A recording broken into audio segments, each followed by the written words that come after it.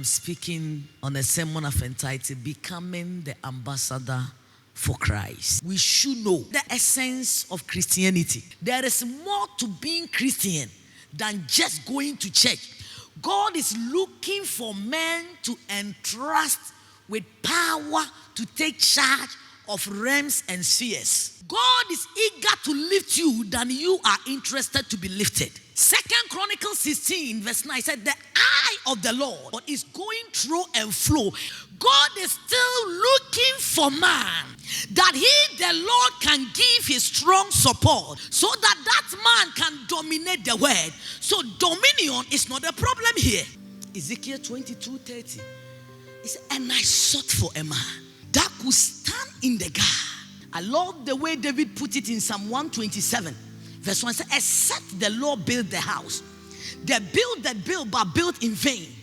Except the Lord watch over the city, the watchman watch but watcheth in vain. It is vanity for a man to labor from morning to evening and still come home with empty hand. In Deuteronomy 8:18, it is the Lord that giveth thee power to make it. So God is really looking for men that he will empower them, whether in the economic world, whether in politics, whether in academic, in any field, in any realm. God is looking for men to project. But the issue here is, where are the men? Like Isaiah chapter 6 verse 8. He said, and I also heard a voice that said, whom shall I send? So God is in the search business. When you hear vacancy, the best thing to do is to search the requirement, what it takes to occupy that position. So it's not just the availability of the job that is so important, but it's about your preparation and your credential, whether they can beat it.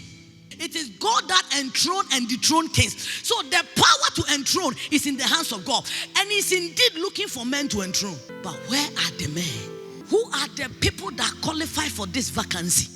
Can God trust me? Many have disappointed God. God entrusted them with different realms, power and anointings and graces, and they mess up with it. They merchandise their grace. Ask yourself, do you qualify? God can entrust a man that nothing works outside that man. That the whole nation Ghana can be entrusted in the hands of one person.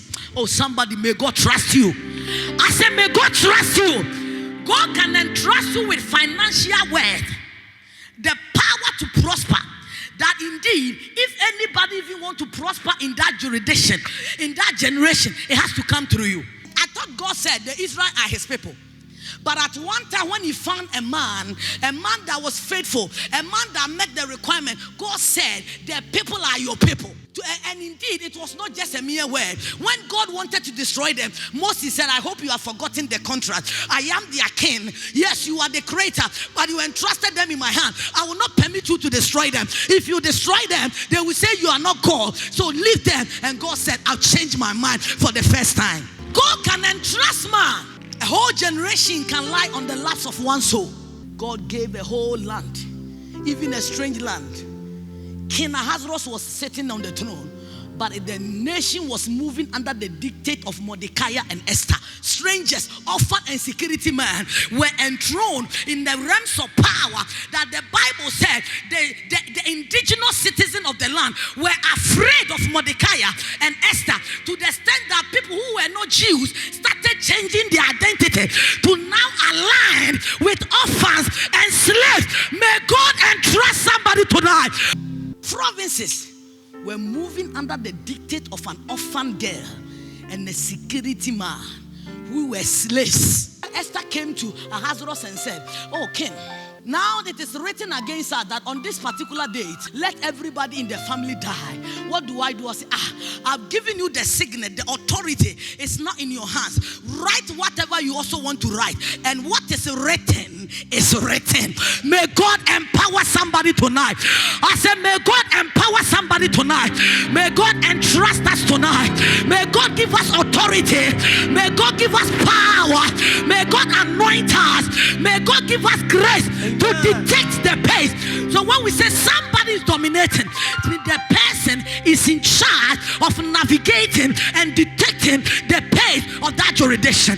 And tonight, I hear again, like the days of Isaiah, whom shall I trust? Who is ready that I, the Lord, will empower to take over the nation? Shout, I am here.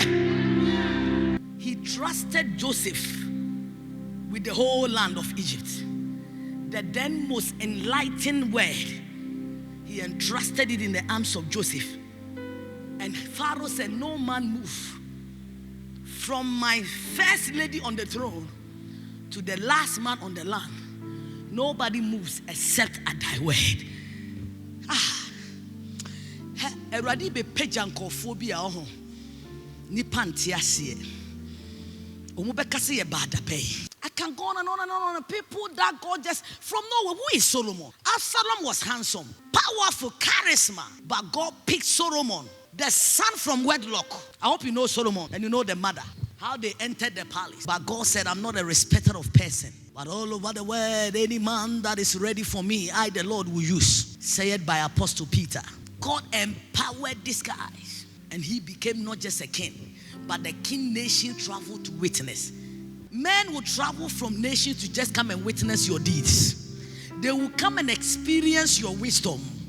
People will come and experience your excellence. They will come and see the doings of the Lord in your life. Shout, I believe. I believe. He has the power to make you overnight. From prison to prime minister. From orphan to quenching. From security to the prominence man. What is this? What can this God not do? A 16-year Hosea becoming the mighty man. I have seen this thing countless of times. And I'm even number one evidence that God lifted. If you don't believe the Bible, watch my life and believe. That God can hold somebody and say, I got you in my palms. And I will not let them destroy you. I have you. I got your back. I will not let anybody destroy you. God can preserve. God can lift men. I have not seen, ears have not heard. It has not entered the heart of any man what the Lord has planned, prepared, proposed for them that love him. Now I have not seen. People cannot even imagine.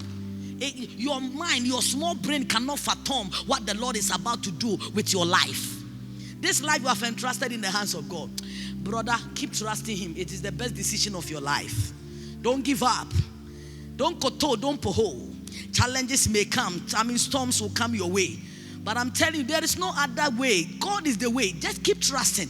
It's just a matter of time. And you will see all things will work together for your good. What the enemy meant for evil will be orchestrated for your good. They thought they were bringing you down. They didn't know they were preparing you for greater height. I came to announce to you, stay and stick to God. For very soon, Makoto Shadaba, the light in you will shine like an afternoon sun. So God is looking for men to lift. He's looking for men to empower, to trust and position them in vantage points. He's looking for opportunity to raise men for his own glory and his own purpose. And his own purpose. But who are the men that God will lift? Like I said, you have to understand the essence that God has an agenda, a peculiar agenda. And the agenda is that all men will come to know me. He wants everybody to come to him. He wants all men. God wants to win the whole world to himself. He said, and God has reconciled the word. Do you understand the word reconciliation? It stands for purchasing power, exchange. That I've given you this and you are giving this back. We are correcting. What I gave you is equivalent to what I'm receiving. It's one. And another thing too, it also means that petition, like a forgiving. I am paying something to forgive or in order to correct. Number 3, it is when a dispute has separated people and is merging them together. We are reconciling. We are coming back again. And the word of God is saying the reason why Jesus Christ came, while Jesus Christ was in the womb of Mary, while Jesus Christ was dying on the cross, God himself was trapped in Jesus, reconciling, buying the word, purchasing the word, forgiving the word, making peace with the word through Jesus.